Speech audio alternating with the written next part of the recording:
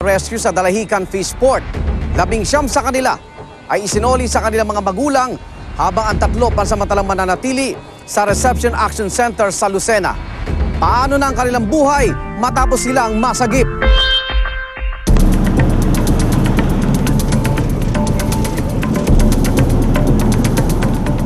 So after ng rescue operation, mula sa Dalahican Fishing Port, dinala sila sa Barangay Hall kung saan kinuhanan sila ng mga pangunahing datos tungkol sa kanilang pamilya. Ikaw, bakit ka nandun? Ha? Nanghihingi ka ng isda? Bakit ka nanghihingi? Nasaan ang iyong nanay at tatay? Nasaan ang nanay at tatay mo? Ha? Nasaan ang nanay at tatay? Anak? Nasa barko? Nanay mo? Nasa bahay lang. Nanghihingi ka, hindi ka nagbebenta. Sino talaga yung nagtatrabaho talaga? Yung araw-araw na binabayaran at naghahanap buhay? Sino sa inyo?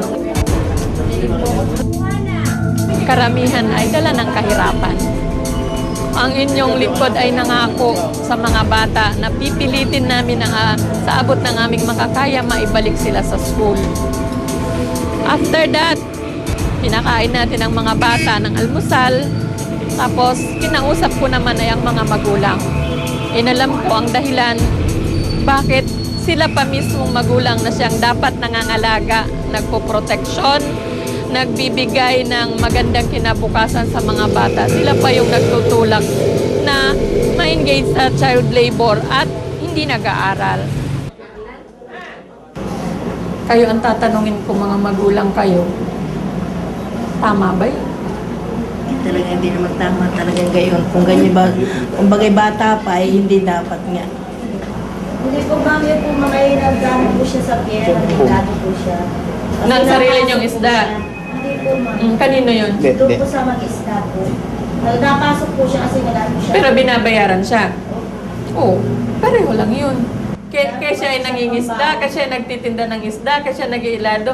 Bata pa rin yun, minor de edad pa rin yun, nagtatrabaho pa rin yun. Anong mang bagay na ginagawa ng bata na may katumbas na halaga, child labor yun. Pagpapatrabaho yun ng bata na wala pa sa tamang edad. Ang bata dapat nasa school. Dapat ang bata paglabas sa school, pwedeng gumawa ng gawaing bahay at may panahong mag-aral, may panahong maglaro. Yun yung normal na buhay ng isang bata. After the dialogue with the parents, lahat ng mga bata na may mga magulang, ibinalik din po natin kaagad sa kanila. Sa kasunduan, nasa pagpapatawag po namin ng meeting sa mga magulang, sila po'y makikipag-usap sa amin, sila po'y makikipagplano sa amin para sa buong pamilya, sa anak at sa kanilang pamilya na makakatulong po kami kung paano madagdagan yung kanilang kinikita sa araw-araw para hindi na magtrabaho ang mga kabataang ito.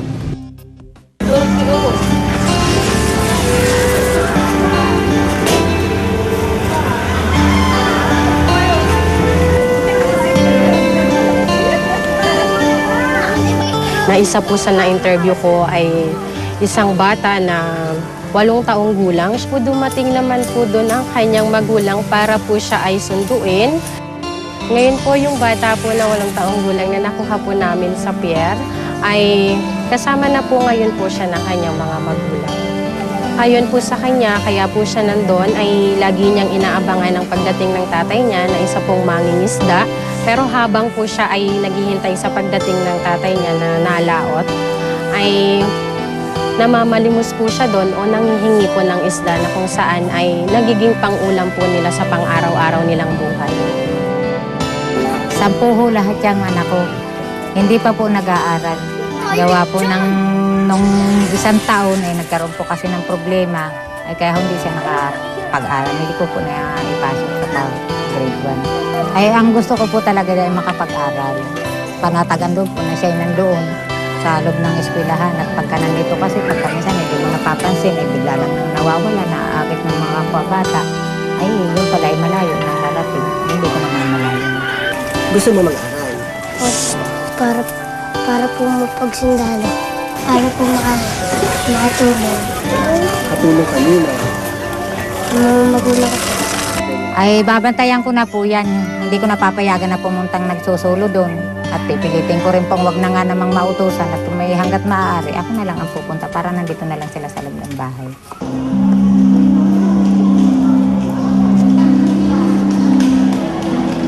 Meron kaming 3 na dinala sa amin social welfare complex dahil wala silang magulang na uuwian. Pansamantala, sa amin muna sila. Ang pangunahin naming layunin ngayon, mabigyan ng pangunahing serbisyo at hanapin yung natitira niyang kamag-anakan, ang nanay at ang tatay niya. Ay possible para nang sa gawin, ma-reunite siya sa kanyang pamilya.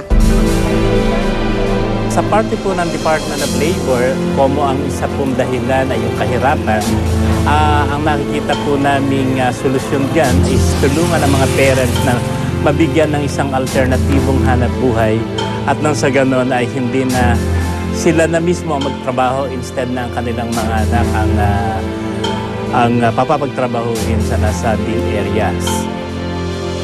Ay meron tayong 3 batas dyan na nakakasakop. Unang-una, yung Republic Act 9231, yan yung Anti-Child Labor Law. At yung pangalawa, yung 9208, yung Anti-Child Trafficking Law.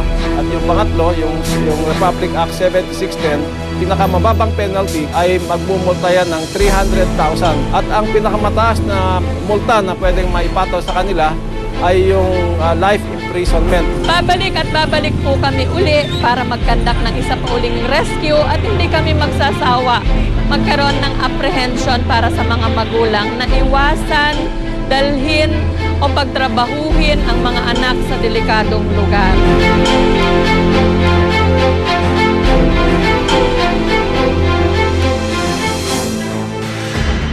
Mga kaigan, kung may nais kayo i-report na insidente ng child labor o anumang uri ng pang-aabuso sa mga kabataan at kababaihan, maaari kayong magsumbong sa pinakamalapit na sangay ng DSWD sa inyong lugar.